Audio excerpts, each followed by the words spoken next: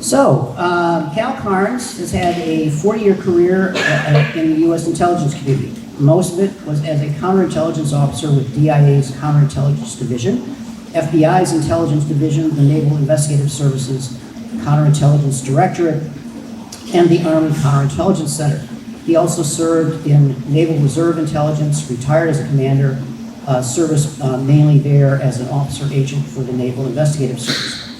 Following his government service, Cal was a counterintelligence contractor for the DIA Defense Human Intelligence Service and the Defense Department Counterintelligence Field Activity. He is now an independent contractor and role player trainer for the FBI Academy, the Joint Counterintelligence Training Academy, most recently the Joint Military Attaché School. His presentation. Cal will discuss moles, traders John Walker from the Navy, Elder James, CIA, Robert Hansen, FBI, and Jay Pollard, Navy, to offer an insight into their activities and motivation. As Mr. Carnes personally knew two of these moles, Hansen and Pollard, he will add his impressions on their personalities and characteristics. He will also talk about defectors and other Soviet intelligence officers he knew and met, such as debriefing Oleg Gordievsky, the acting KGB resident in London, as well as various GRU officers. He considered Nicholas Artemonov, aka Nick Shadrin, Soviet naval officer defector, a friend. Cal. Thanks, Casey.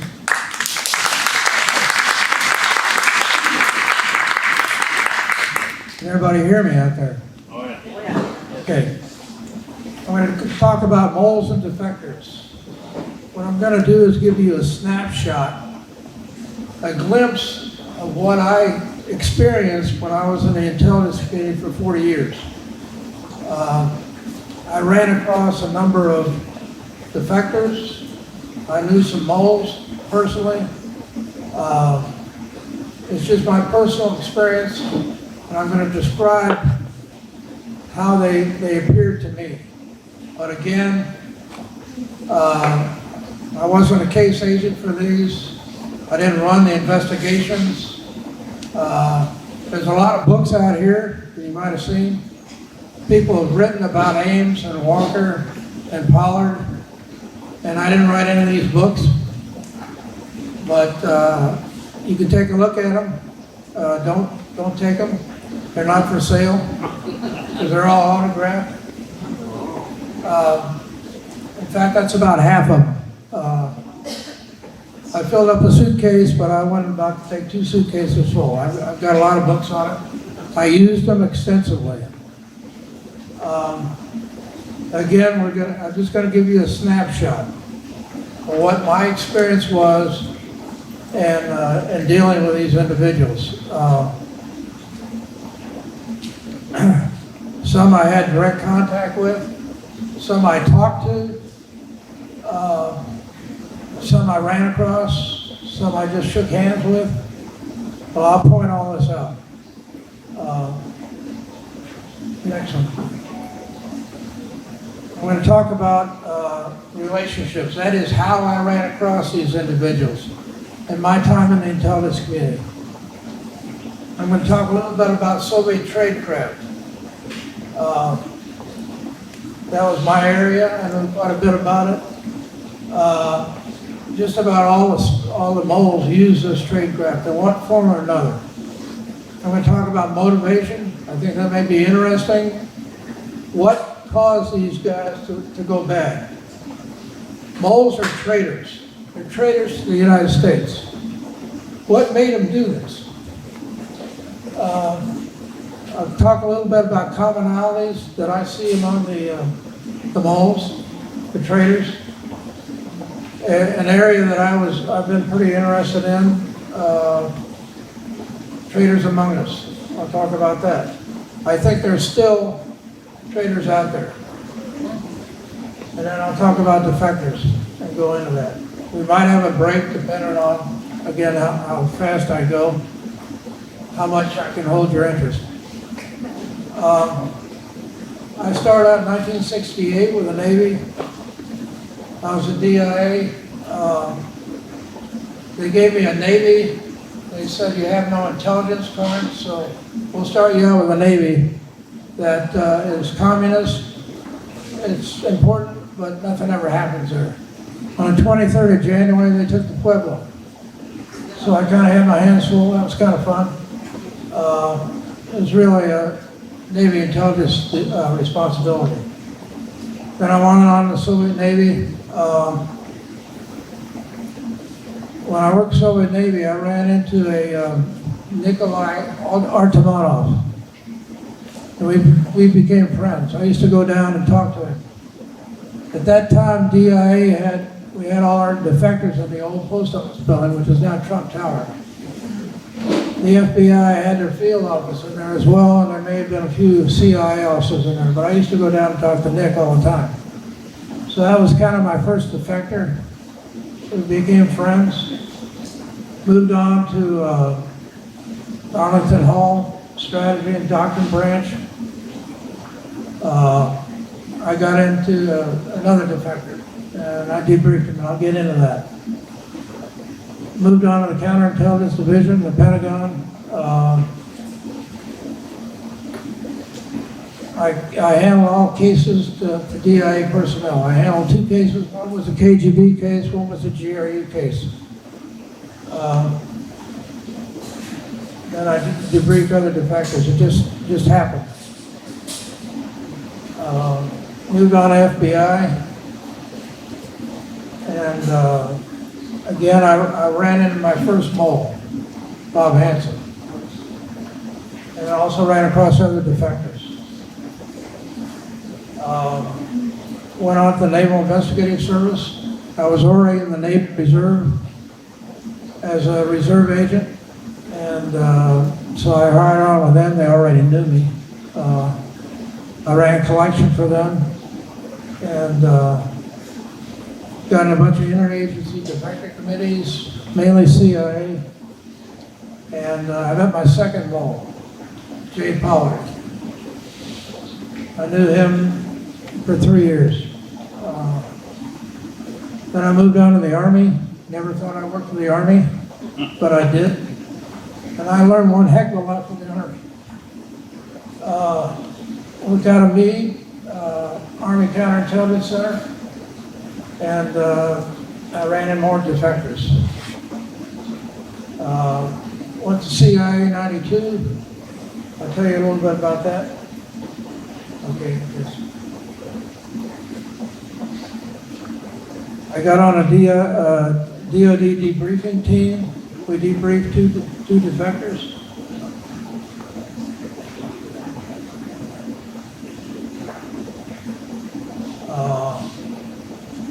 I was on various CI working groups. I mainly worked for military counterintelligence.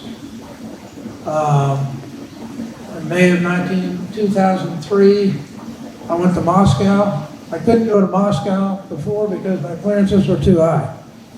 But then I retired from the Army, so I went to Moscow on a spy tour. And I met a bunch of KGB retired officers. We were in a hotel in Moscow, and I don't think Putin liked it too well because he closed down a hotel a few months after we left. Thought there were a bunch of spies in there, and there were. But he didn't like it. Then I worked for Defense Human Service as a contractor, came back from the DOD counterintelligence field activity. And now I'm doing role playing. I've been doing that for a little over 10 years. And again, I was in the Navy Reserve Intelligence. Okay, Jason.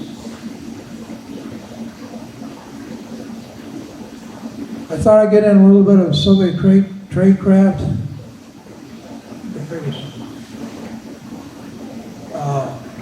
There are 2 forms of tradecraft spelled out in one of the books I've got here. The Soviets traditionally have done 2 types of communication. And they do personal meets. They don't like to do them very much. And they usually will maybe meet you initially, but then they'll say, don't come anymore and meet me. They think the FBI is everywhere. We're not. But as long as they think that, that's a great thing. They think the Bureau's everywhere, and we can't be. But the Soviets will stay away from personal meets. They'll do what they call impersonal communications. You may be familiar with some of these. Big thing is drops, dead drops. I've done some of these myself, not as a trader, but we've demonstrated them to the FBI Academy. You have you hollow out a rock or hollow out a log or something, or a Coke can, put it out in the somewhere where the agent knows where it is. You'll put your money in there. You'll put your photography or whatever you have. Some of that may be changed now. Maybe CDs, but we still use it. And actually, we still use dead drops.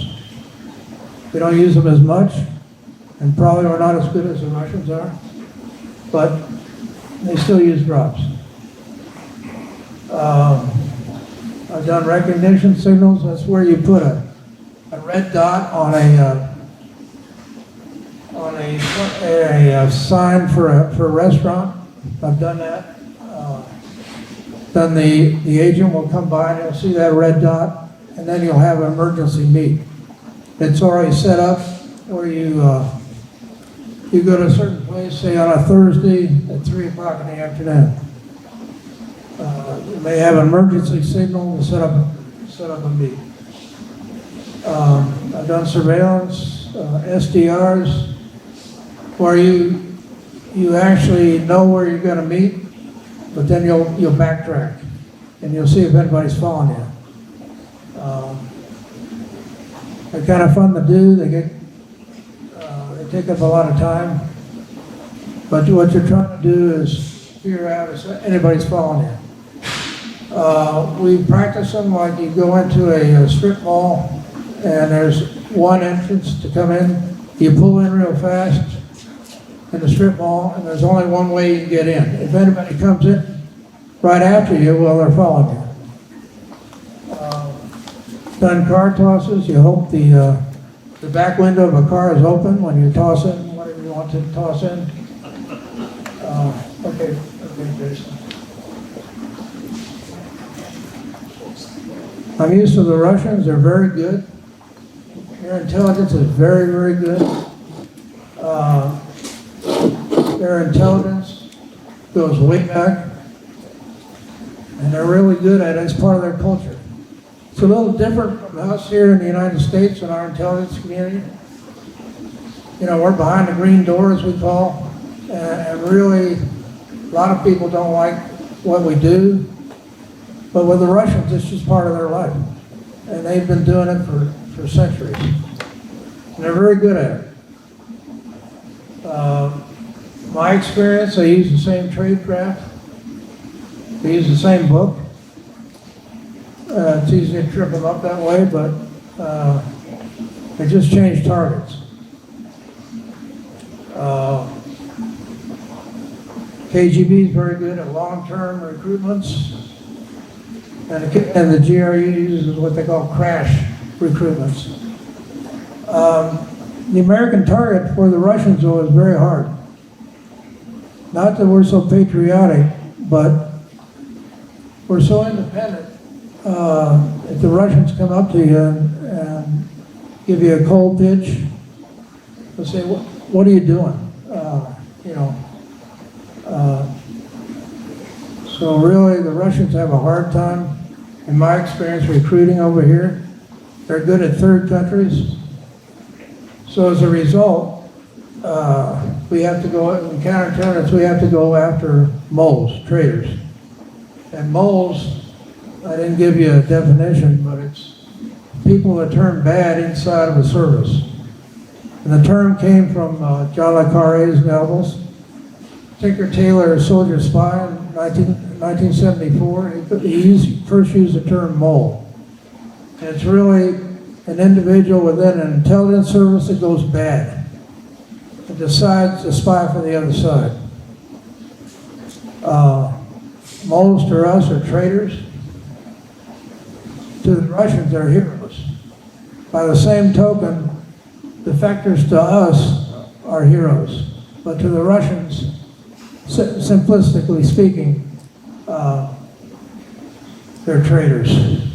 And I can get into how they treat their traitors differently than we do. We're pretty good. Motivations, there's the old term we used to use, mice, money, greed, ideology, compromise or coercion, and ego. Well, I made up my own list. Greed is still there. It's very, very important. I think in all the cases I've looked at, personally, greed is with all of them. They all want money. Ego is very big. Most of these moles, as I get into, they do have a sense of self-importance and even arrogance. Sometimes they do this for revenge purposes, and surprisingly, a lot of them do it for thrills and adventure. They'll find out after doing this for a while, it's not so much fun, but they really kind of start out that way, thinking I can do this. I can spy for the other side, and I can get away with it. And the moles I'm going to talk about are John Walker. We used to call him Johnny Walker Red for whiskey. Rick Ames, Bob Hansen, and Jay Pollard. I knew the last two. This is a Walker. I think it's when he was in jail. I don't think he had that beard before. I'm going to have to look at some of these. He got in the Navy in 1965. That's about 5 years after I got in the Navy. I enlisted in the Navy. He walked into the Soviet Embassy on 16th Street. I go by there a lot. They had him come out on a side street, covered him up with a blanket. They said, "Don't come back. You know, we got you. We understand, but don't come back that way." He recruited his friend Jerry Whitworth. He recruited his son and his brother.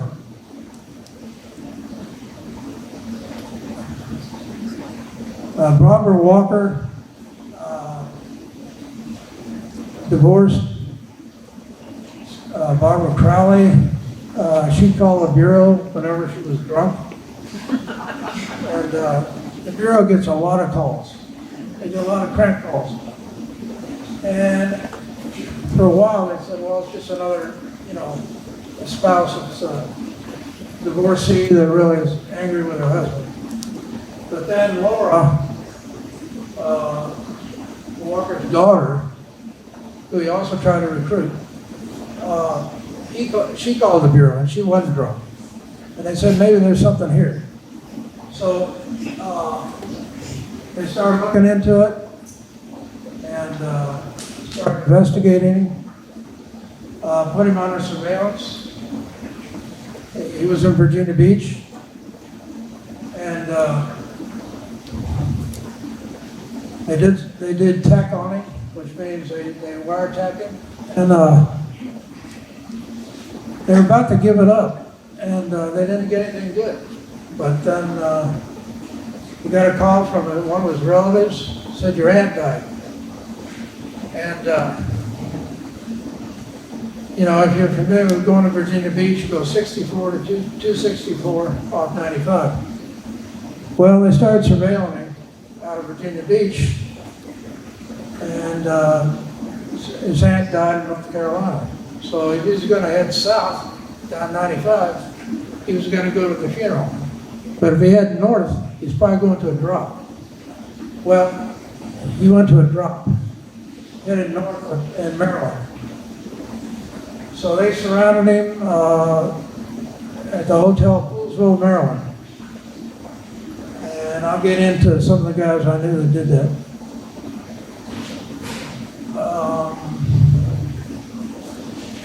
Okay, John Walker was sentenced to 2 life sentences. He was due to be released in May of 2015, but he died before that. Now a little bit maybe of interest. I was at FBI headquarters, 81, 84. Dave ran the GRU squad section. It's a squad out in the field office. Dave ran the GRU section. We thought he was GRU because he was Navy, but he was actually KGB. And to the Bureau's credit, they left Dave on it, on the case. Jim, he sat about 2 desks away from me. He knew KGB trade craft backwards and forwards. So they sent him down to Virginia Beach. I knew Jim, and I bumped into him later on. Jack was one of the guys that pulled on Walker inside the hotel. He came out of the hotel about 3:30 at night. He was armed because he was a PI. He knew the Bureau had a guy at the desk. They said somebody ran into your car. That's an old trick. And so he came out of his room armed. But Jack's one of the guys that faced him down. The Bureau has if anybody comes at you in the Bureau that's armed, you can shoot them right away. But that's in a criminal case. In a counterintelligence case, you want the guy to talk. So you don't want him, you don't really want to shoot him. And they didn't. And Joe was my old supervisor at FBI. He was the guy that surveilled him in Virginia Beach. It was his last tour with the Bureau. He thought he was going to hang it up. You know, a good place to be, Virginia Beach, and then Walker case happened. Joe was a good guy.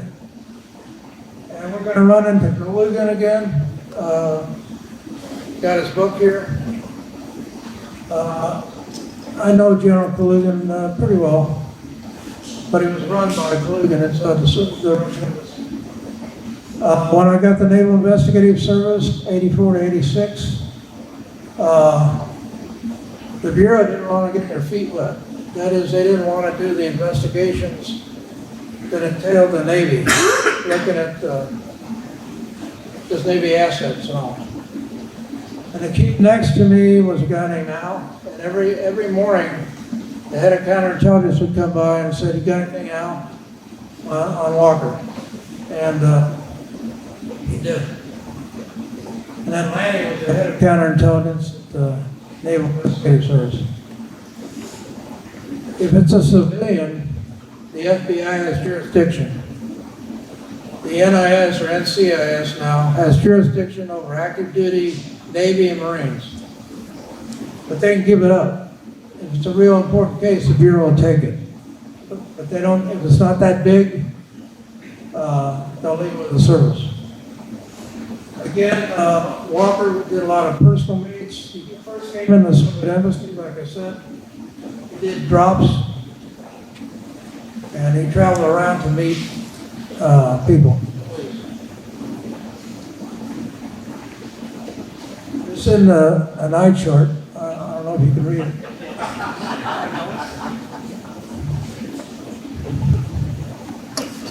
Well, Walker was probably one of the worst, did the most damage in the United States. And why? Because he had SIGINT information. He had signals intelligence information. The other moles were human. They gave away spies who were killed by the Russians in Moscow. That's pretty bad. But when you give away SIGINT information, NSA information, that's pretty severe. And for example, we're going to run into Vitaly Yushchenko again. So the Defectors said that it was devastating to the United States. had there been a war. Logan again said much more valuable than Ames. Okay, motivation. Walker was very greedy, had a really high ego. He's a con man. When he retired from the Navy, he was a private eye, so he probably thought this was quite a fun thing to do. Be a James Bond. He was amoral. He didn't really care. A womanizer. Strangely enough, he was kind of a right winger.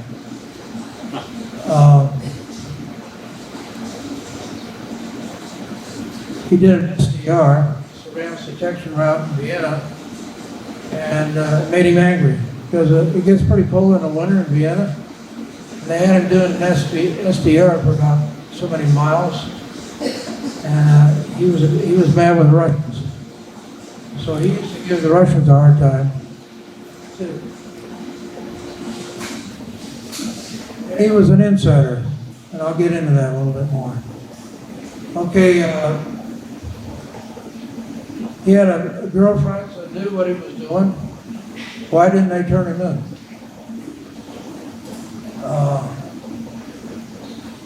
What if Barbara Walker or Crowley hadn't really called in? What if she hadn't called in? What if Laura hadn't called in? It's pretty close.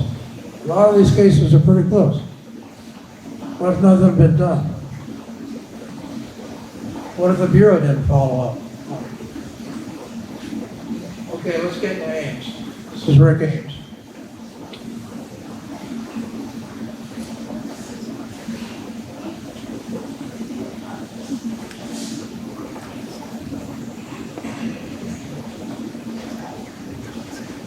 Okay, in 85, Rick initiated contact with a KGB officer in the Soviet embassy. Rick could get into the Soviet embassy because he told CIA that was his job. He was in counterintelligence. He was trying to recruit somebody within the embassy. Of course, what he didn't say was they had got him. I mean, he was a volunteer, but he was meeting with his contact in the embassy. The Bureau has an observation post over the Russian embassy. He knew that. So he just told the Bureau he's going in there to recruit. But he was talking to his handler.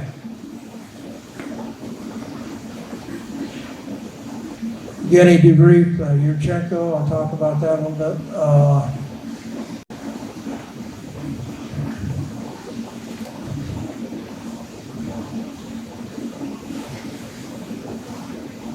Okay, and around 90, CIA was losing a bunch of agents, a lot of assets. They couldn't figure out why. So they formed a task group, and then they merged it with FBI task groups. In 92, I was at a CIA. Microphone's back.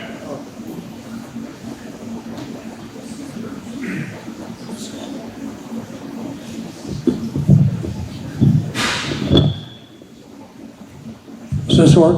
Okay. Anyway, in 92, I was out at CIA headquarters. That's where I ran into Jim in the snack bar. And I was doing community stuff. And I looked at him, he looked at me, and I said, Jim, what are you doing here? He said, Cal, what are you doing here? We both had CIA badges. And I said, you must be up at the counterintelligence staff. And he kind of looked down at his shoes, and what he was doing was looking for Ames in 92.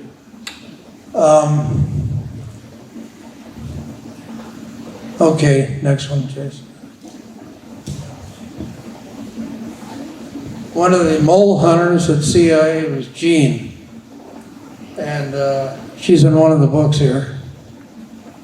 And I used to talk to Jean all the time when I was with DIA, and we talked about cases and all. That's the, and FBI, then Jim, I found Jim was gone again. And what he was doing, he was in a special investigations unit that they formed to look for moles, traitors.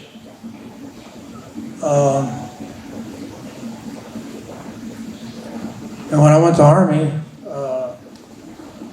since Hansen and Ames gave up a lot of the same sources, assets, and I worked double agents in the Army, we were worried that maybe some of the Army assets were given up. We found out they weren't, but a lot of the same sources were given up by both Ames and Hansen. The Army ran a lot of doubles in. Ames worked for the KGB, and then later the SVR when it changed in '90. And an individual by the name of Cherkashin handled both of them. Again, he had a lot of personal meets. And for us, he's a traitor, of course, but for them, he had to be pretty good. In fact, he's a spy.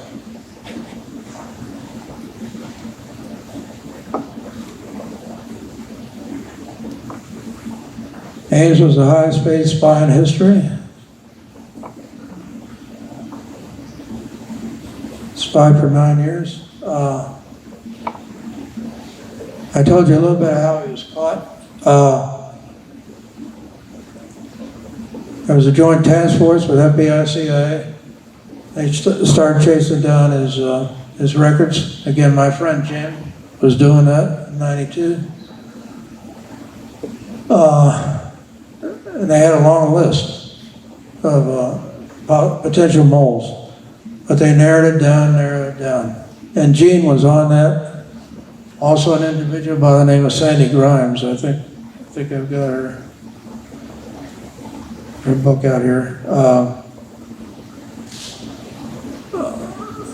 Now, why did he do this?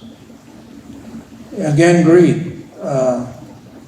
Every case I've looked at, greed's always there. Money's always there. He had a lot of arrogance. He had a lot of ego. And again, Jason and I were talking earlier about the Association of Former Intelligence Officers and what they do. I was at a luncheon, and one of the veterans there said he was smart, but not as smart as he thought he was. Might have been a little revenge, I don't know. Ames was kind of on the outside. He was a drunkard. He didn't get good efficiency reports. At times he recruited sources pretty well. Other times he didn't do very well. But they kept him on. And like I said, I mentioned Vitaly Yurchenko. He debriefed Vitaly Yurchenko. And Yurchenko, he redefected, by the way. He was afraid that maybe he knew who Ames was, but he didn't give him up. Ames had a few friends. This is a instruction that tells him where Ames to go, where to go for a meet. Okay. This is Bob Hansen, who I sat across from 3 years at the Bureau. First, he approached the GRU, Russian military intelligence.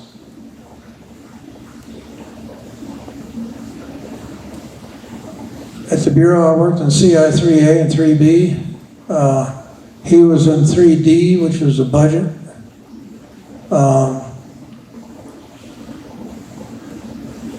Originally worked for the GRU, then he stopped. His wife Bonnie knew about it and talked him out of it.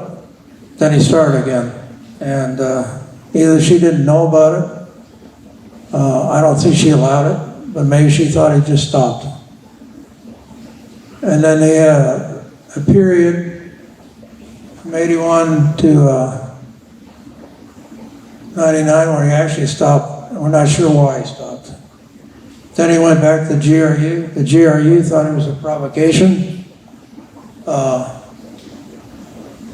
because we do that. I mean, sometimes we send people in and try to mess them up, and the GRU wouldn't talk to him. Then there was Brian Kelly, who I knew fairly well. We worked together with, when I was in counterintelligence field activity, and he was in the National Counterintelligence Executive. Brian ran doubles for CIA. We used to talk a lot, and the Bureau thought surely it couldn't be an FBI agent doing this. It has to be CIA. So they accused Brian Kelly. They went into his house in Vienna, Virginia, broke into it. The Bureau's pretty good at breaking into houses. And they picked up a manual, and he had it for jogging. And they thought it was a record of his drops. It wasn't. But Brian's now deceased, unfortunately. He had a heart attack.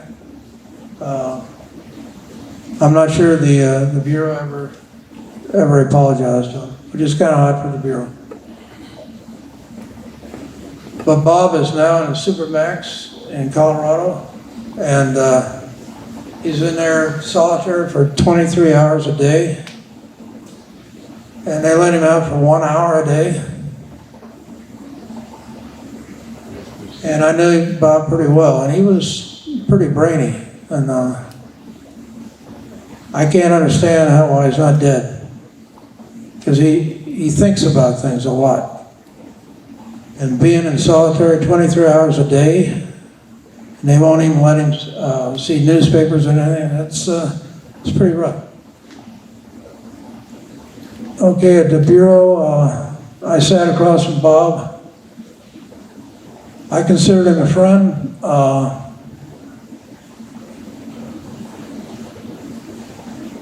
There are other individuals that are doing better than I did. Again, Brian Kelly they thought he was a handsome. Victor Shimon, I've got his book up here.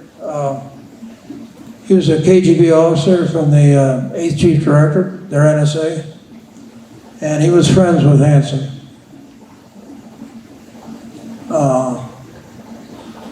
When he came under suspicion, I was long gone from the Bureau. So they moved him over to the State Department, Office of Foreign Missions. And we had an Army rep down at Foreign Missions, and so I used to go down there and talk to her. And every time I went down there, I stepped in and talked to Bob. I really didn't know what he was doing. I thought he was a little unusual. But then again, there were other unusual people at the Bureau, maybe including me, and so I didn't think anything of it. When I went to Army counterintelligence at Meade, my boss called me in, Bud, and he said, what do you know about the Russians, Cal? And I thought he wanted some kind of briefing to be updated on it. He told me that, well, did you know a guy named Robert Hansen? I said, yeah. Nice guy. He's kind of quiet, but he's kind of a nice guy. I'd see him every day, and he was okay. And my boss said, well, they just arrested him. And I said, well, I didn't see him that much. He was across the hall, but it was a long hall. I really didn't know him that well. I just said hi to him, Again, Cherkashin handled Hansen along with Ames. He started out with GRU, KGB, and then the KGB became the SVR in 1990. He did drops and personal mates, no personal mates. For the Russians, he had to be pretty clever. To us, he's a traitor, obviously. What Bob realized was that he knew FBI tradecraft backwards and forwards, being at headquarters. And all we did, in the offices I was in, was look at Russian tradecraft.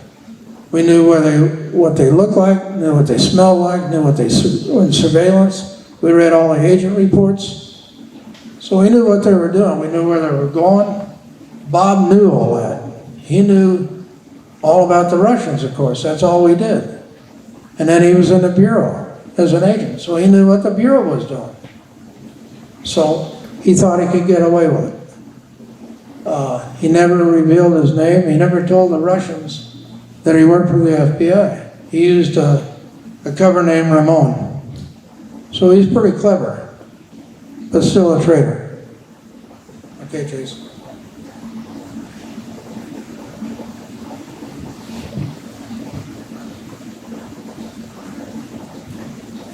Okay, it was brought up, somebody came up here, I can't remember, told me about, they worked for the Bureau, and that we did pay a KGB agent millions of dollars to get the case file out. And that's what happened. They also got hold of a trash bag, and they did fingerprints. And also, one of the individuals that I knew pretty well and worked with, a guy named Bob, was also brought out. They got the audio of Hanson. First they thought it was Brian Kelly, and they said, no, that's not Brian. But Bob said, wait a minute, those idioms that he's using, that sounds a lot like Hanson. So they started investigating Bob. And he was at the Bureau when they had an organization in there that was looking for Bob. So that's kind of odd, but they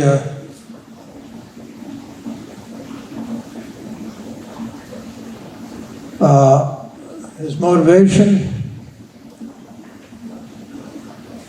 you could say it was greed. He had a lot of kids, and the KGB paid him in diamonds. So you could say a lot of that was money. He was kind of a quiet guy, I thought, but he had a pretty big ego. You have to have a big ego. And as another FBI agent told me, he said Bob thought he could touch a third rail. He thought he could get away with it. I thought he could have been arrogant, bordered on arrogance. He sometimes looked down on you. We come in the morning, Monday morning, and say the Redskins lost again, or won, or whatever. But Bob would never join in those conversations. He would kind of look down upon you. And he was always into computers. He was a smart guy, but he was never really one of the group. And most of the agents were, would kick down doors, particularly in criminal cases. He wasn't that kind of guy. So he was really never one of the group. And that may have had some impact.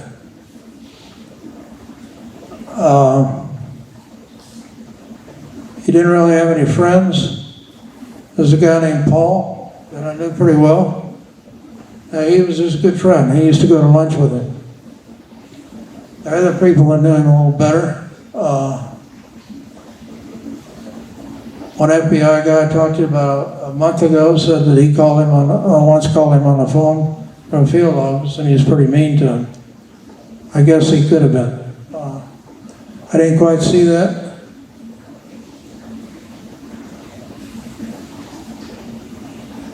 But none of us knew, that I was aware of, that FBI, none of us knew that he was a traitor. He got away with it. None of us knew, and it was pretty close. Just like the Walker case, it's pretty close. How we found out. What if my friend Jim had been out of CIA on that task force to look through files looking for him? What if CIA didn't pick it up? They dropped it for a few years, and then they brought it up again. What if they just dropped it forever? Once they found out that it wasn't Brian Kelly, maybe they would have dropped it then, but they kept it going. But what if they didn't? This is the last drop that Bob went to, it's at Foxstone Park in Vienna. But he had the drop underneath the bridge, and that's pretty normal to put a drop underneath a bridge, or so it doesn't stand out, but yet it could be a bag of trash or something, and somebody wouldn't really pay that much attention to it. You don't want it to really stand out, but on the other hand, it kind of fits in with what's going on. This is Jay Pollard. Again, it's he's let his hair grow out a little bit there. But our paths crossed each other. I was at Naval Investigative Service from 83 to 86, and he was in the next office over. If you can read his timeline there, 82, decided to spy. He came over to us.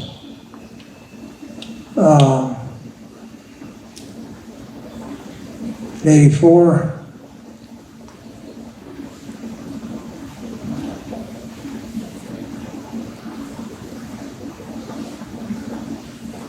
I used to give him a hard time. I'm generally a pretty nice guy, but I didn't like Jay. I didn't like him at all. He was arrogant, braggart. He said he got married in Venice. I said, I got married in Alexandria. I said, I make more money than you do.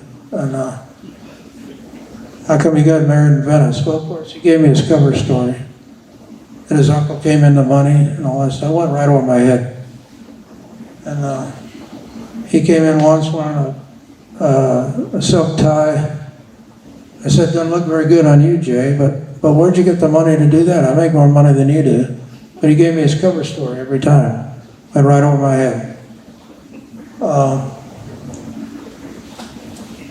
But there was somebody within the Naval Investigative Service that turned him in. I know who that is, but his name will never be revealed. But he thought Jay was getting material that he didn't really need. He was the analyst for the Caribbean. He was getting data, he was getting stuff from DIA on the Middle East. And finally, this guy started checking into it and says, he doesn't really need that. And then he turned him in to our boss, Navy commander, Jerry, and he started doing a little checking on his own. And so Jerry finally did some checks. Then went to our boss, Lanny, who was head of Counterintelligence at NIS. Then they put CCTV over his cube. The tech people were right across the hall, so it was real easy to get to them. And they could put TV in a little dot almost. The Navy was pretty good at it, Bureau was pretty good at it, Air Force was pretty good at it, Army. So they can do that.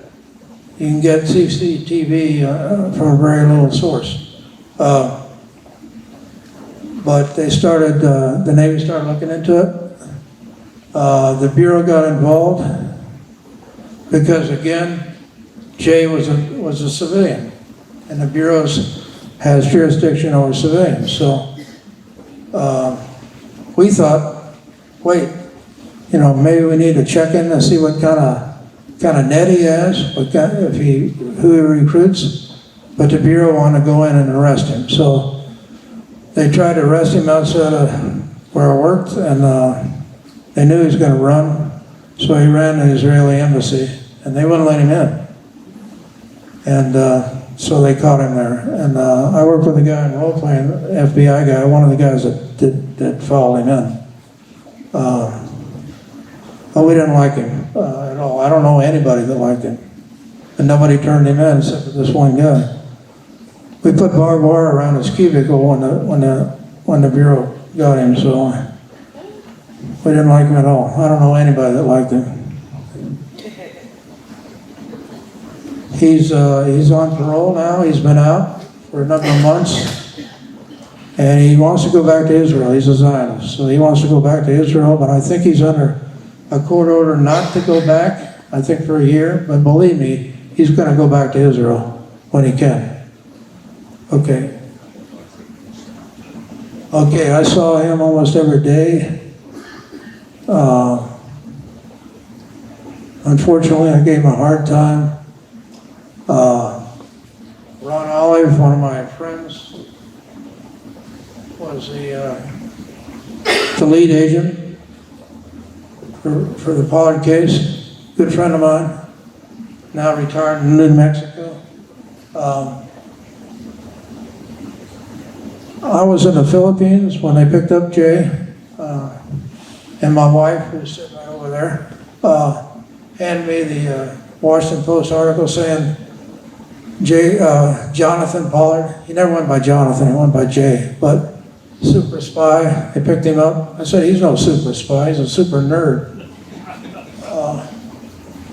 But I just come back from the Philippines, and also found out as a reserve, I used to work for Navy Human, and we had an outfit called Navy CTF 168. And I used to go down there as a reserve officer, just one deck below. And they said, don't tell anybody, but he tried to get a job with us, and we wouldn't allow it. We thought he was a nut. And I said, well, we got him. They said, hey, don't tell anybody up there because with you cops, because we're going to have to fill out reports. We don't want to do that. But I also tried to get a job with CIA. He thought it was some kind of James Bond. And again, the FBI agent that I did some role playing with, he's one of the guys who said he followed him to the Israeli embassy. You can see the trade craft, special Israeli unit. I was asked before this talk, why would he do that? Why aren't the Israelis our allies? Why in the world would they do that? Well, I can't answer that, but the Israelis are pretty good. They're very, very good. They're kind of ruthless, but they're very, very good. That's all I can say. They thought maybe they could get away with it. They are an ally. And my wife and I went to Israel about a year ago, so fantastic place. Again, he was married in Venice. His cover story was Uncle Joe Fisher, Rich Uncle. And he used to give it to me, wrote, and I didn't have a clue. I didn't know what he was doing. Okay, Jason. Let's go into motivation. You could say Jay was ideological, that he didn't do it for money, but he did. He took the money. He said he didn't think we were too kind to the Israelis, didn't give enough information.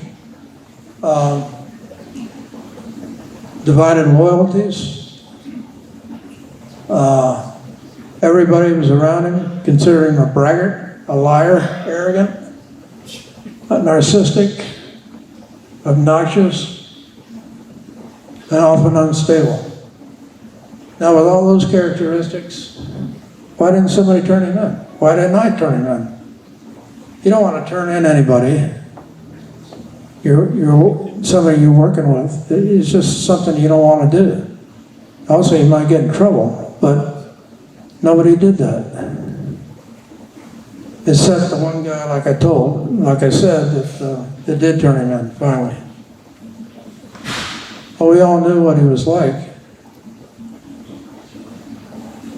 And he was a poster boy for what you'd like a mole to be. Because he was arrogant, braggart. We didn't like him. Again, at the last, I say, how come nobody turned him in? Well, they did finally. Somebody did. Okay, some commonalities. Again, Ames and Hansen were both human. They were both in the spies. Walker was Signals Intelligence. He gave up code cards from NSA. And I also earlier said I worked on the Pueblo. They got the Pueblo and they probably gave it to the Russians in January '68, along with the information that Walker gave up.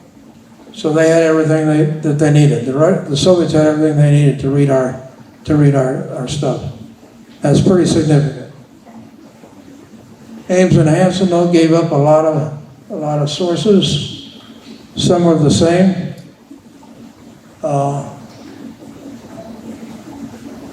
I picked this out. Walker and Hansen were pretty patriotic, kind of unusual. Walker and Pollard were both amoral. They really didn't care. They all had a big ego. They're all outsiders. And they all had something to prove. When I looked through all these cases, that's one of the big things that came out to me, that they were outsiders. They were on the outside. Walker kind of put himself there. Ames, because he's a drunkard and all. People didn't really like him at headquarters. And the rest of them were really outsiders too. Pollard was outsider because nobody liked him. Here's something that I've done kind of as a hobby.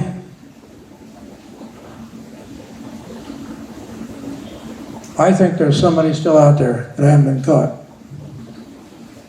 I think the Bureau is superb on catching spies. I think the military is really good at catching spies. But I think somebody could have slipped through their fingers, and there's some anomalies out there. I'll talk about Gordievsky in a minute. When you're a mole, you give up certain, it's called giving up. It's assets.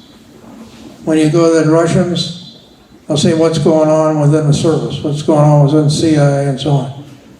They'll say, well, we've got an agent inside your directorate, whatever. And some of these assets that we have,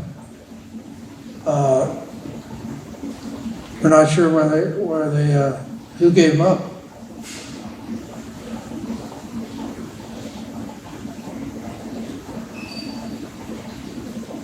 So we call it the fourth mole. And I talked to a good friend of mine, bureau agent, that I might write something on this, and he said, don't. He said it's too big a thing, you know. But I think there are traitors out there that we haven't caught. I think it's just a law of averages. Okay,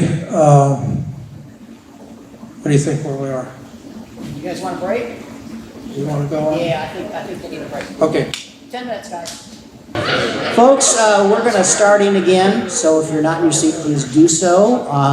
And now we're on to defectors. Yeah, I have defectors on here, but I also include a lot of people that maybe weren't defectors, or they're officers that were serving KGB or retired KGB, so they really didn't fit under defector definition.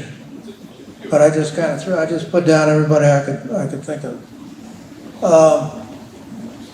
First guy there, KGB. I talked to him about an hour, a couple hours. Nice guy. He was at the KGB residency here. There's another KGB co-optee. I talked to him at a safe house in Reston. Can't really remember much about him because he wasn't really an agent. I mean, KGB has classes of agents, so he's probably a co-optee. FBI had me talk to him about S&T stuff, and can't remember really what he said.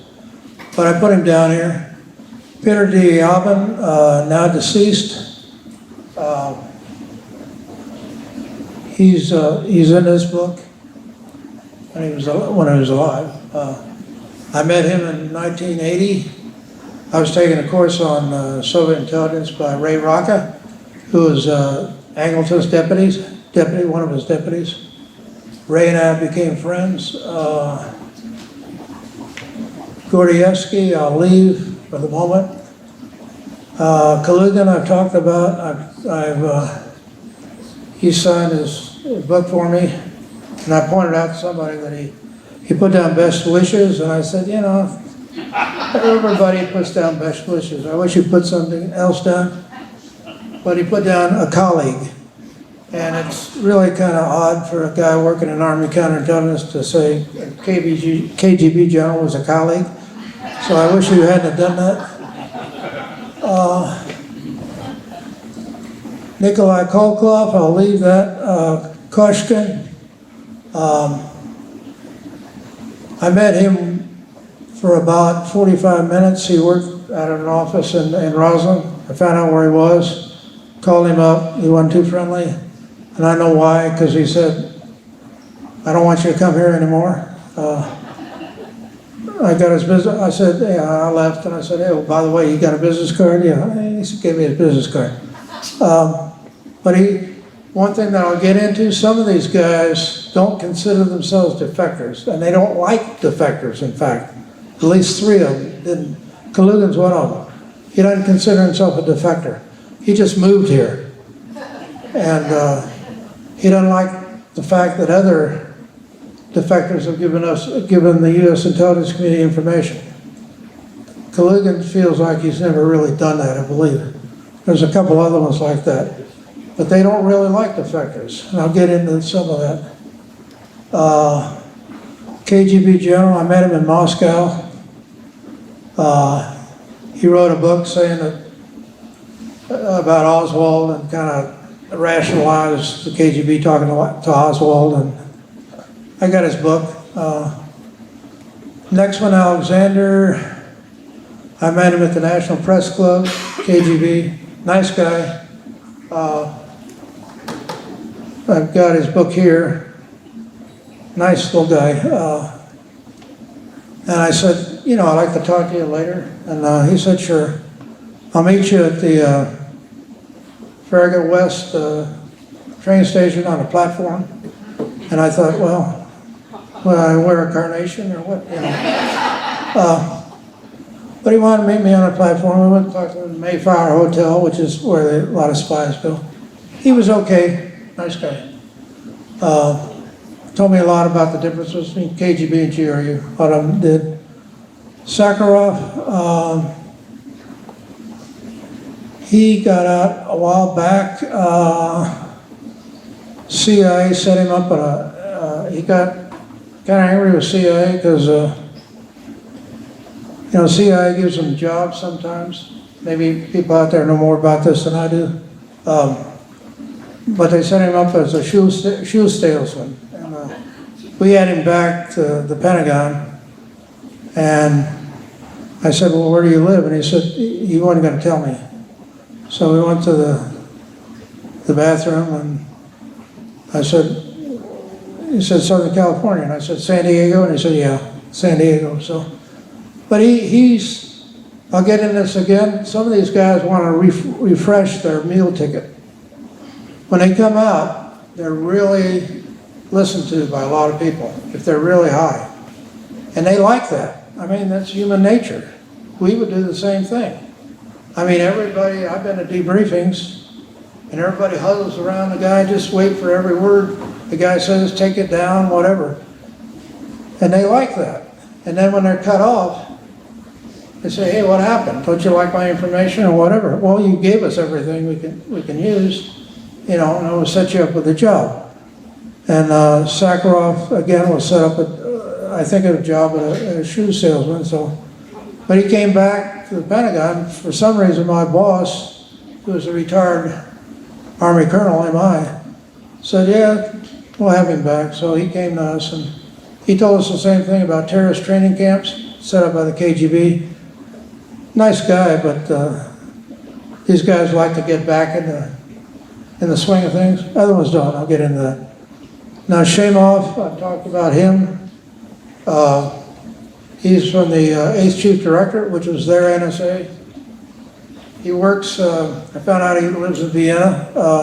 Nice guy. Nice looking guy, looks like the German actor Oscar Werner. Really nice looking guy.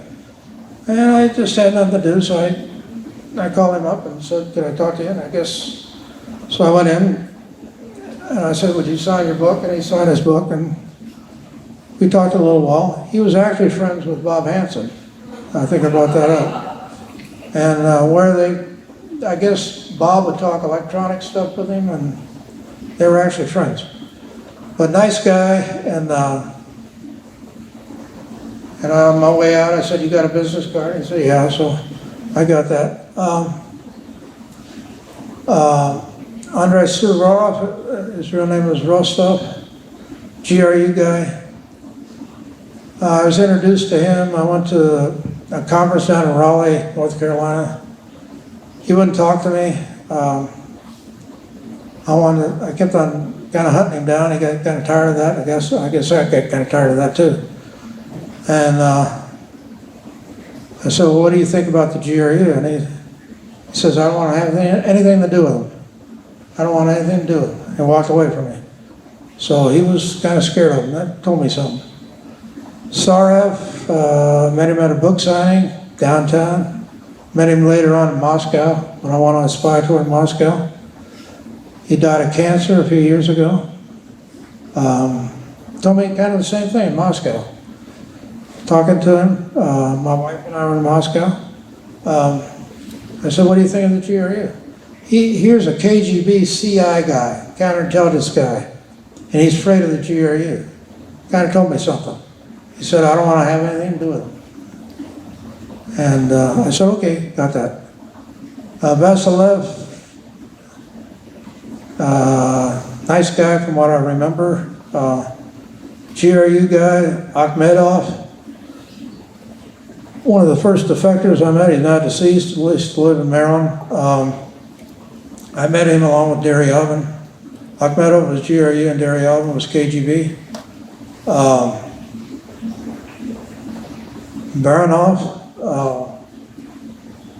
I've got a book written about him, and I'll bring that up later. Bocan, I wish I had a picture of him.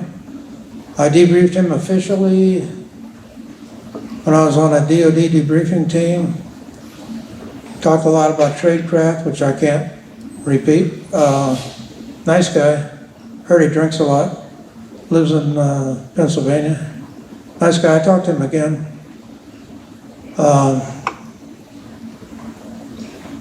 Ivanov, Vasily. When I was working for the Army, we went to a conference, and the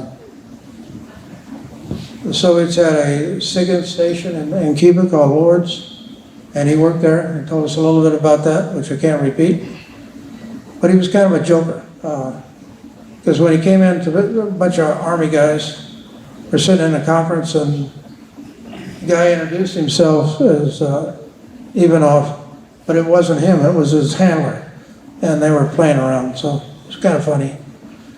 And let's see, Bocan, I debriefed him officially. Again, like I said, yeah, Ivanov, yeah, I missed. Kozlov. I met Dmitry Kozlov in the cafeteria at DIA. I was at DIA for something, one of the DIA alumni, and somebody said, "Hey, there's a Soviet Army attaché over there." I said, "That's interesting." There were a bunch of people around him, but I got to him, really nice guy, and I said, "What are you doing here?" And he said, "Well, DI is my area." And I said, "Oh, okay, you're GRU, yeah, makes sense." And very friendly, and must have worked in Spetsnaz because he had a grip that almost killed me. And I said, "Can I talk to you later? Maybe we can meet somewhere." He said, "Sure, sure." Gave me his card, like I said. I called him about a week later, and I said, I called the bureau. I said, hey, I'm going to be calling. They listen to all the phone calls. I don't know if they really care at this point, but I said, you said we could meet somewhere. And all he said was to me, I said, we can talk on the GRU. And he said, there are no GRU officers here. There are no GRU officers here. And I said, okay, I got it. Fine, click. Stan Luna is a friend of mine. I've got a couple books from him. I was told about Stan when when I worked for the Army. I used to go over to the FBI field office and see what the latest was on the Russian intelligence. And the new head of the GRU squad at the field office said, come on in, Cal. Closed the door, and he told me about Stan. He said, we got a new hot GRU defector just came out. Told me a lot about him. And so I said, it's great. And then I met him later on. And he's become a friend. Wish I had a picture of him, because I see him periodically, but he's got cancer. And because when he was stationed in Beijing, and the Chinese irradiated the Soviet embassy, and he got cancer. Every time I'd see him, I'd say, hey, how are you? And he'd kind of brush it off. I hope he's still okay. I haven't seen him about a year.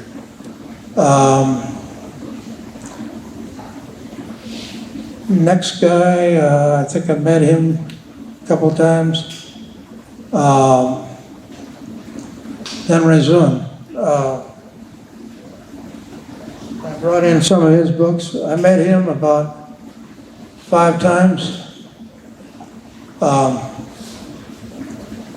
He defected in 1978, and CIA had him. He defected to the UK, and CIA would tell us, they got another defector, and we'd try to talk to them. Sometimes they'd let us, sometimes not. But they said, go ahead, you can go to London and talk to him. I thought, wow. So I had tickets in hand, and then they said, well, no, we changed our mind. You better not go. Although I talked to him officially in 1980, I debriefed him. And nice guy, little guy. I'll get into that. Okay, Polish IO.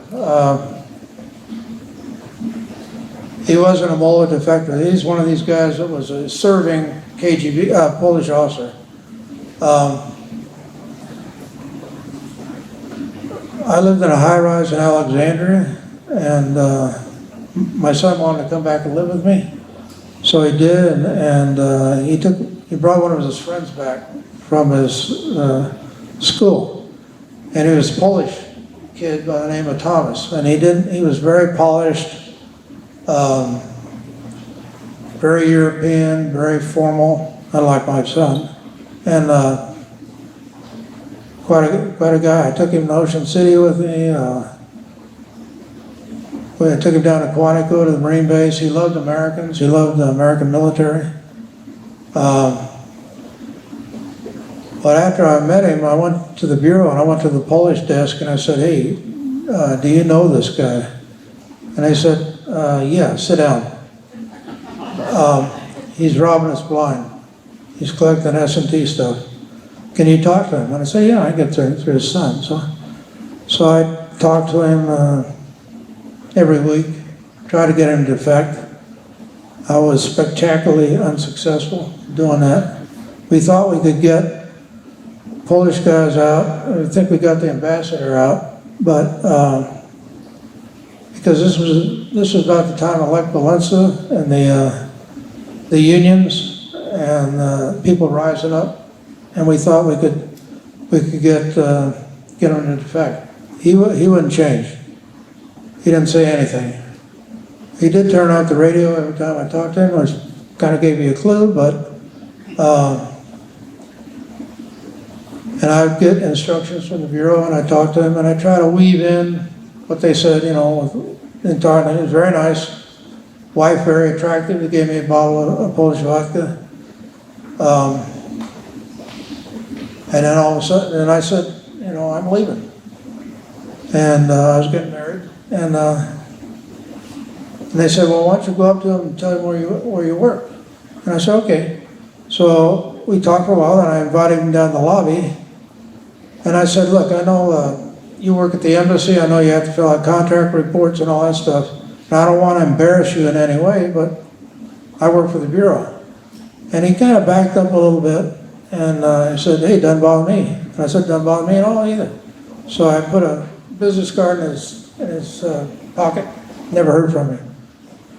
But I don't know what happened to him when Poland went free. So, for his son, if I could have worked on his son, I mean, he couldn't have hurt anybody who was more pro-American or more pro-military. Okay, I'll leave Artemonov. Go ahead. That's a picture of Gordievsky. Highest ranking defector that I know of that came out. Think you'd read that. I was on that debriefing team, and we debriefed him somewhere around 86, 87. I thought he was really good. He was the acting KGB resident in London. I was really impressed with him. And really good, fluent in English, thought well. I asked him what he thought about the GRU, and he said, gave me a fairly honest answer. He said, well, we don't see them that much, and they have different missions, and they're different. But there were also other views of him that another guy that I talked to in London that didn't think too much of him. And I became friends with him, but that's another story. This is Nikolai Kolkov. He's now deceased, but it would have made a nice book if his life had ever come out. He worked for the NKVD, of course, KGB, before it became the KGB in World War II. He was an assassination squad for killing high-level Germans, which they believed in. They sent him back to Germany to kill an immigrant leader. He said, no, I'm not going to do that anymore, so he turned himself in. In '54, he held a press conference, and then the KGB got to him through the Czechs. And they gave him thallium. And make a neat book, like I said. Went to an army clinic in Germany, and they gave him some antidote, and he almost died. He was into parapsychology, which the Russians were into in a big way. Of all things, I made him a minimum reserve intelligence course in San Diego. And I called him again and asked him some things, and he said he knew nothing about it. So, and then he died in September of 2007. I thought he was good for what I could tell. He was went to San Bernardino State University in psychology. But then this other guy that I knew wrote a book about him. I'm not sure I have the book, but he had some other views of it. So, okay. This is Baranov.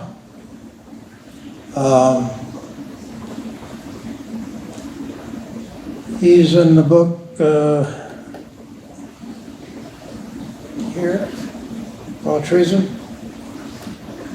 I met him in Roslyn, and we got along pretty well. I think part of that was because I was ex-military, and he was a Air Force lieutenant colonel, and I was a Navy commander, and I think we kind of hit it off because we're both military, and he was pretty sharp. Most of these guys are really sharp, to me. He wanted to talk by encrypted email, so we did that. And then I met him 2-3 times, and then he said his wife was upset with him because he defected. And a lot of these people, they love Mother Russia. They still do.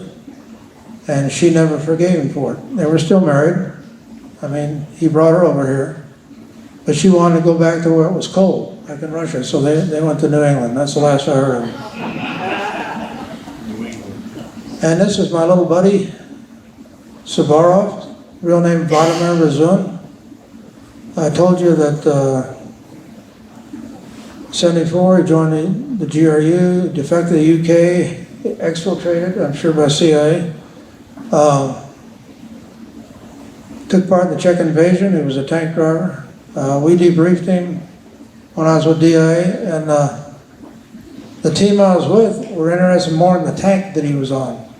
But I was a counterintelligence guy, so I asked him a lot of counterintelligence stuff, tradecraft, all that stuff. And I asked him, what do you think about the KGB? And he started spitting. He said, KGB are mafia scum. They spy on their own people. We don't do that. And I said, well, you know, do you have a KGB, GRU seal? Because, you know, you can get these KGB coffee cups with KGB seal on it. I said, I'd like another coffee cup. He says, we don't need a coffee cup. We don't need that. We're officers of the general staff. We don't do that. Well, I found out later on that GRU did come out with their own logo, but I said, I get what, I understand what you're saying. I understand. I met him maybe 5 times. Along with other people, maybe he's trying to replenish his meal ticket. And I think he added some things to his brief. When we first talked to him, he was at the Library of Congress. So what was he doing there? We debriefed him in a safe house in Crystal City, and a lot of people felt in the IC that he exaggerated quite a bit. He's written quite a few books. I brought one of them that he autographed in Russian, but said he was in Spetsnaz. I think he was in it for a short time, but was he an expert? He was also a captain. He's pretty much the same ranks we did. Was he in GRU that long? He defected from Geneva. Nice guy, but did he really know that much about the GRU? Did he know as much as he claimed he knew? Well, I talked to him later, and I said, you know, Victor, some people think you exaggerate a lot, you know. I have to ask you that because I've talked to you about 6 times. And he said, you know, either you believe me or you don't. And I said, hey, that's not a bad answer. Either you believe me or you don't. So, and now Nick, I met him when I was working Soviet Navy. I talked about that. He defected in 78. He fell in love with a Polish gal in Gdynia, Poland. He was training Indonesian sailors. I think he had a wife, maybe a son in Moscow. And they rowed across the Baltic. Well, they didn't row. They had a motor launch from his destroyer. It was the CO of his square destroyer. And I used to go down there and talk to him about the Navy stuff. And he was defected, and then he worked for ONI. And the Navy really used him. And you know, what was your destroyer like? What is all that stuff? And when he got the DIA, we used him for translating articles. And I think he was pretty bored. And not that I was such great shapes, but he liked to see me because he was bored. And so we became friends. And saw him at a party once, and he was drinking ouzo, and I joined him, and I invited him to a Navy Reserve meeting with me in UMIT, and I said, I don't want you to discuss anything classified. I don't want you to embarrass yourself or anything. But tell me what one day in the life of Ivan the sailor is like. That's all I want to know. That's all we want to know. Just what do you do? What do you do when you get up? You have chow? What do you do? You know, what do you do? And so we did that, and then went over to, had a few drinks. I consider him a friend. KGB got to him, actually, went to the Bureau like he should have. I didn't know that. But then they doubled him. And actually, when I knew him, he was doubled, and I didn't know that. And I was working for Counterintelligence, but we only knew some of the high stuff that was, we didn't know about some of the stuff that's going on everywhere. Didn't have a need to know. So, and I was taking a course at GW, graduate school, by a guy named Vladimir Petrov, and taking a course in Eastern Europe. And Petrov said he'd never really defected. He just walked ahead of the Red Army when they came out after the war. And but he asked me, he said, "Do you know Nick?" And I shouldn't have said anything, but I did. I said, "Yeah, I know Nick, but I don't see him that much." And every time I go to class, he said, "How's our friend?" And I said, "Well, I don't see him that much, you know." Apparently, when Nick was in a safe house on the Eastern Shore, he and Petrov used to hunt fish, and so they got to be friends. So I saw Petrov getting on an elevator at GW, and I said, I turned it around, I said, "How's our friend?" And he goes, he's gone forever." I said, "What do you mean?" And he knew that Nick had been killed before it came out officially, and turned out that Kalugin had something to do with it. And he was in on the team that actually trying to kidnap him from Vienna. And Kalugin finally fessed up to it at the Spy Museum on a briefing. But they tried to subdue him, and Nick was a big guy for a Russian. He was really big. And so it would take a lot to subdue him. I guess they gave him chloroform and gave him too much, put him in a trunk, took across the border in Czechoslovakia, and opened the trunk, and he was dead. So I think they were taking him back to Moscow for a show trial. But he was quite a guy. And he fit in very well as a defector. Some guys do, some guys don't. I'll bring that up. Okay.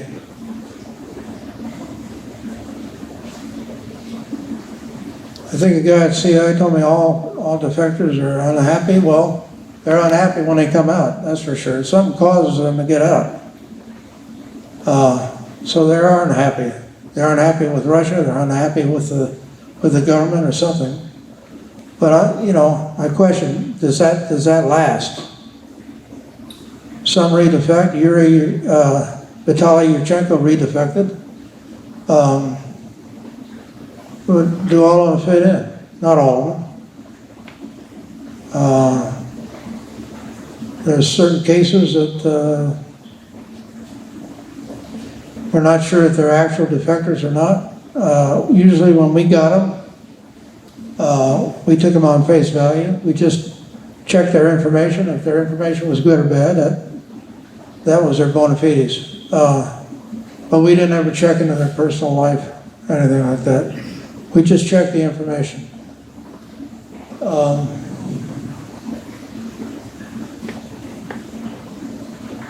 Some of these guys are accused of self-aggrandizement.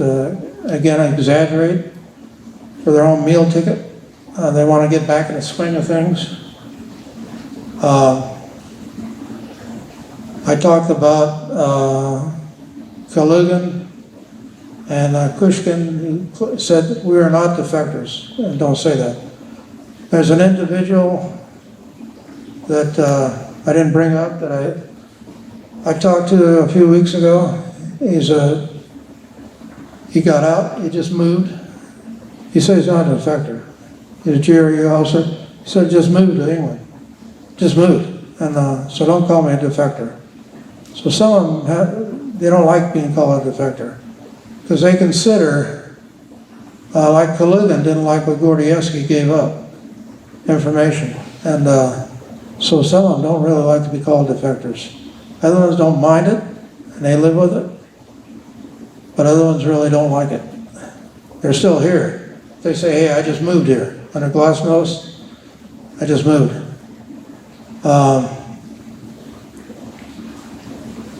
Maybe I'm a little naive, but I liked all of them. I thought they were all smart. I have a lot of respect for the Russians, and I think they're all pretty good.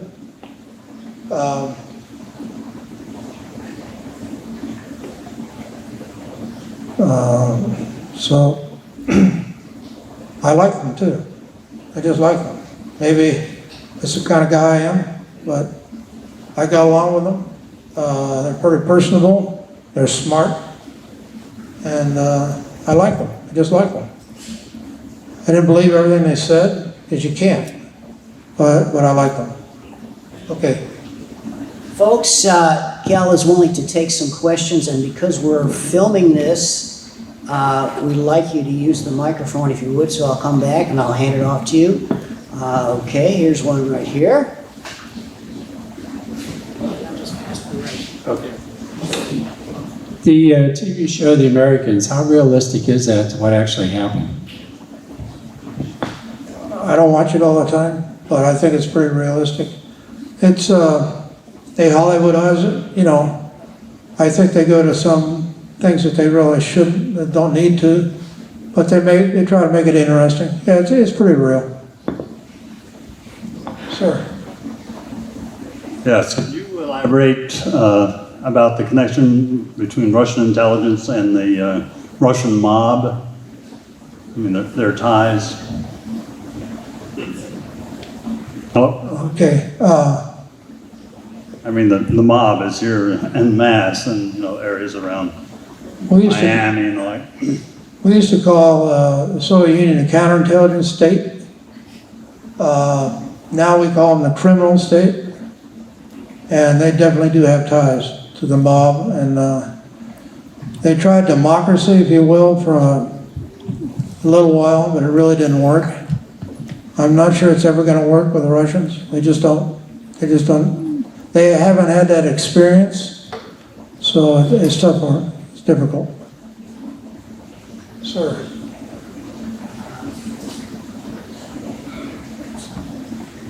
What do you think we can learn from the three most recent cases, Bradley Manning, Edward Snowden, and Hillary?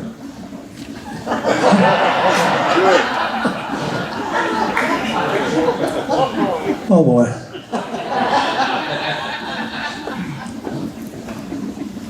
Well, I didn't brief on Snowden. He's probably done more damage than anybody. He's really a mole. He's not a whistleblower. He did a lot of damage to NSA, so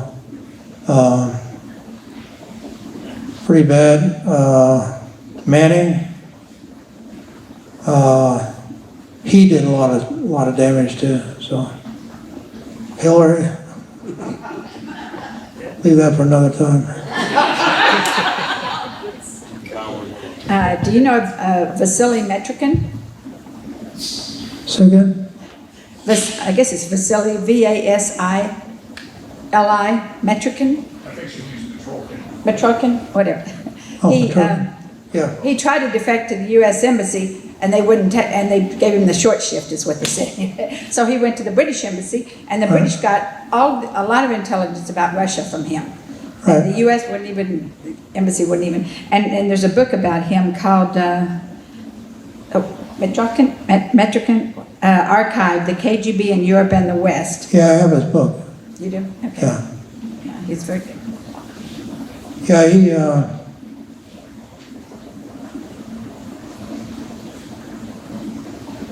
I'm trying to think. It was either he or somebody else came out that was actually defected and excuse me, was in charge of.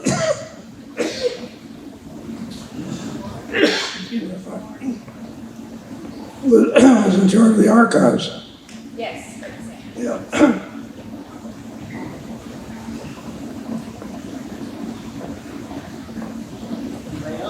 Anybody else got a question? Sorry.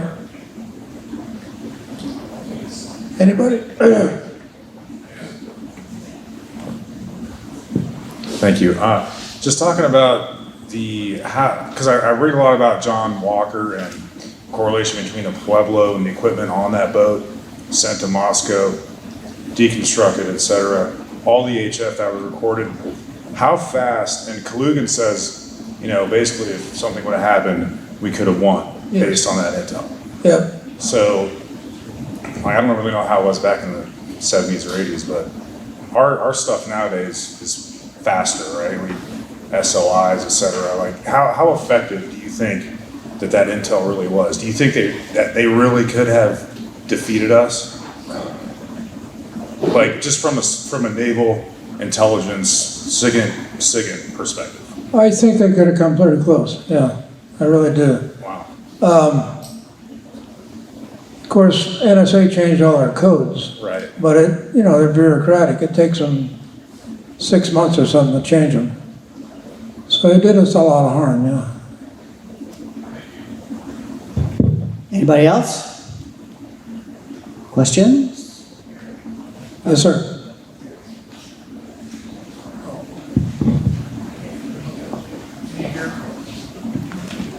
Do you have any feelings about what's going on in Washington?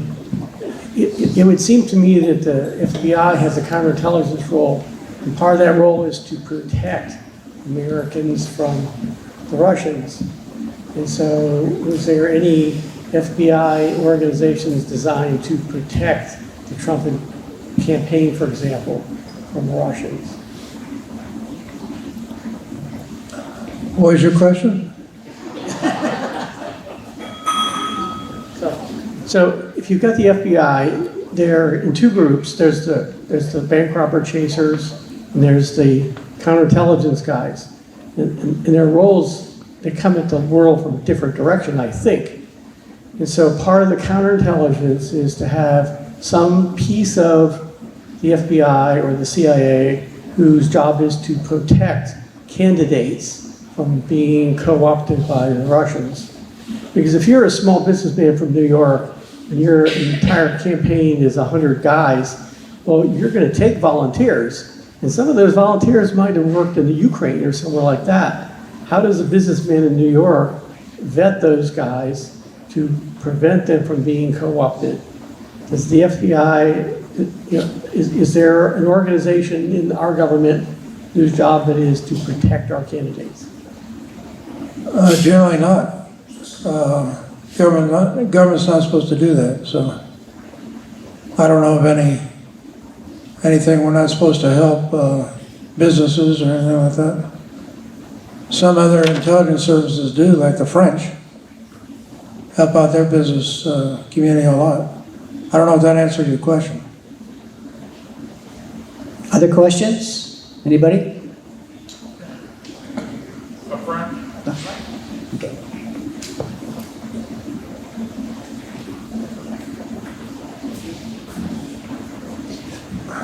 Thank you. Okay, so my question is, with the 16 identifiable intelligence agencies we have, or whatever the official alphabet registry is, and who knows how many sub-variations of that, are all those needed to give us absolute intelligence protection, or could it be done with, or simplistic, with 3 agencies or whatever? Do we need that vast ocean and still maintain the level? You're talking about the creation of the DNI. NSA, 16 DNI, agencies. whatever, you could add the whole list up. I mean, do we need all those, or have we always had most of Well, those? it's come about historically. At times, the intelligence community grew a lot.